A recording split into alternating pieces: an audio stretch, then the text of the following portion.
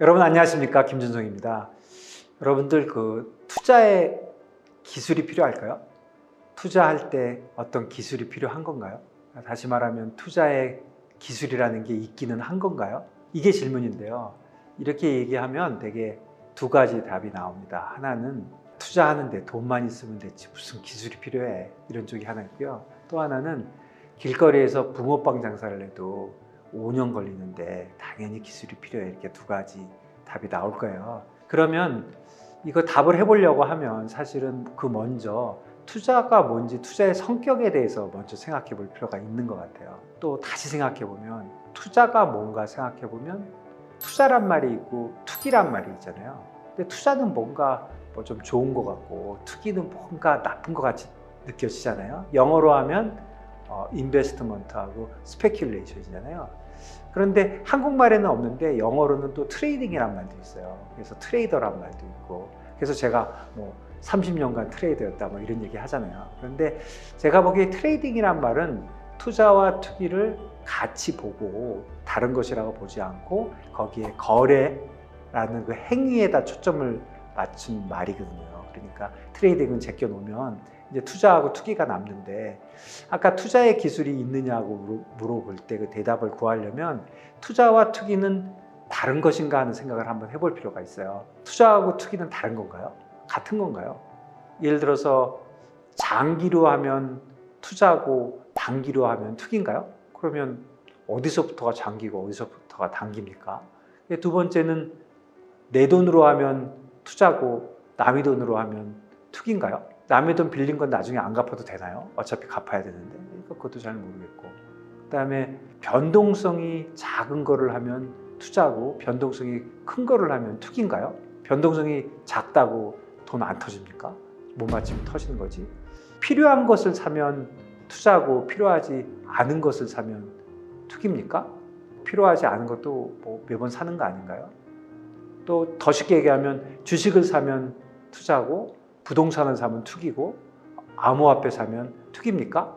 그런데 가만히 생각해 보면 이 5가지를 쭉 얘기했지만 결국 사람이 어떤 행동을 하는 건데, 투자나 투기를 할 때 실제로 하는 행동은 뭡니까?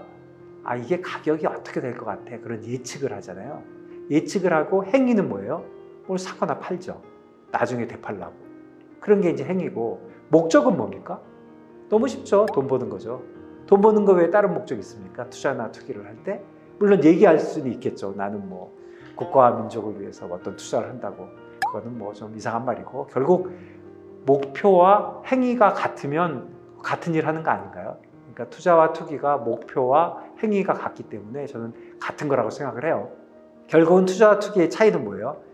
내가 느끼기에는 남이 하면 투기고 내가 하면 투자고, 특히 남이 해서 돈 많이 벌면 그거는 확실한 투기죠.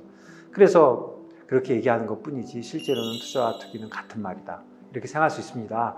그러면 제가 왜 투자와 투기에 대해서 이렇게 오래 얘기를 했냐면, 투자와 투기가 비슷한 거라고 생각을 하면 아까 그 질문에 조금 쉽게 답할 수가 있어요. 투자에 기술이 필요한가? 제가 다시 물어볼게요. 투기에 기술이 필요합니까? 이렇게 물어보면 조금 생각이 달라지죠. 투기에 기술이 필요한가? 투기하고 사실 또 노름하고도 비슷한 거잖아요. 그럼 노름에 기술은 필요해요? 조금 얘기가 다르죠. 제가 보기엔 한 2가지가 필요할 수도 있어요. 노름을 한다고 얘기를 해볼게요. 조금 과도하게 단순화했지만, 노름을 하려면 뭐를 알아야 됩니까? 우선 룰을 알아야 되잖아요. 고스톱을 친다, 포카를 친다, 바둑이를 한다, 뭐를 할 때 룰을 알아야 되잖아요. 그러니까 룰을 아는 게 첫 번째 기술이죠. 알아야 되니까 기술이고, 두 번째는 절제를 할 줄 알아야죠. 무제한으로 돈이 있는 게 아니잖아요. 그러니까 절제를 해야 되기 때문에 크게 보면 2가지예요. 룰을 아는 거, 절제를 하는 거. 이거를 조금 금융으로 해보면 상품에 대해서 이해하는 거, 그 다음에 위험 관리를 할 수 있는 거. 그래서 저는 이 2가지라고 생각하는데, 제가 어쨌거나 트레이딩을 30년 넘게 하고 제 잘난 척 같지만 어쨌거나 한국에서 트레이딩 헤드도 하고 또 트레이딩 헤드 잘했다고 한국 대표도 했어요. 증권사에서 한 번, 은행에서 한 번. 그래서 제가 10년은 트레이더하고 10년은 트레이딩 헤드하고 10년은 한국의 대표를 했어요.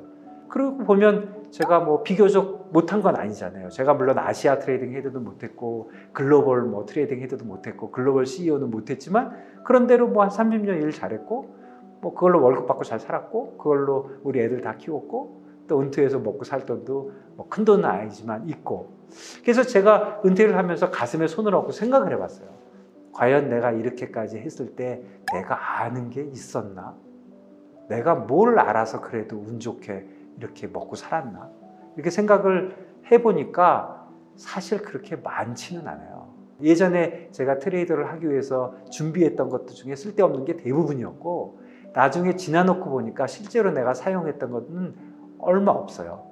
그게 제 생각에도 이 두 가지예요. 상품에 대한 이해 그리고 위험 관리. 이 두 가지를 조금 더 구체적으로 얘기를 해보면 상품에 대한 이해는 왜 중요하냐면 아까 얘기한 대로 제가 쉽게 얘기해서 룰을 알아야 된다고 얘기했지만 자기가 투자나 투기를 하고자 하는 상품에 대해서 알아야 될 거 아니에요.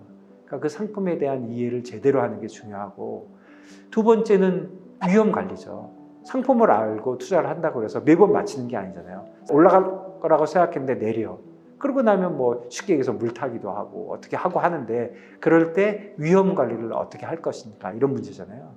위험 관리에 관련돼서는 저는 이제 인베스트먼트 뱅킹에 제가 뭐 IB의 7개 회사에 30년 다녔으니까 회사마다 이 트레이더들을 어떻게 관리할까 하는 그런 프로그램들이 있어요.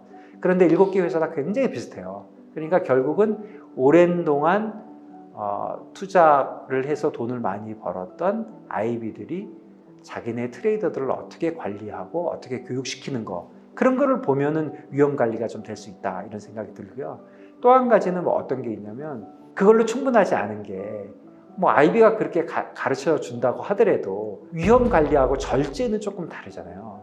절제를 하려면 그야말로 뭐 그냥 제 표현인데 마음의 평화가 와야 돼요. 마음이 편안해야 되는데 마음을 편안하게 가지려면 어떤 것들이 도움이 되더라. 그러니까 제 나름대로 생각이 있는 거예요. 그래서 제가 생각할 때 다시 처음 질문으로 돌아가서 투자의 기술이 있는가 하고 물어보면 제 대답은 특별한 것은 없다.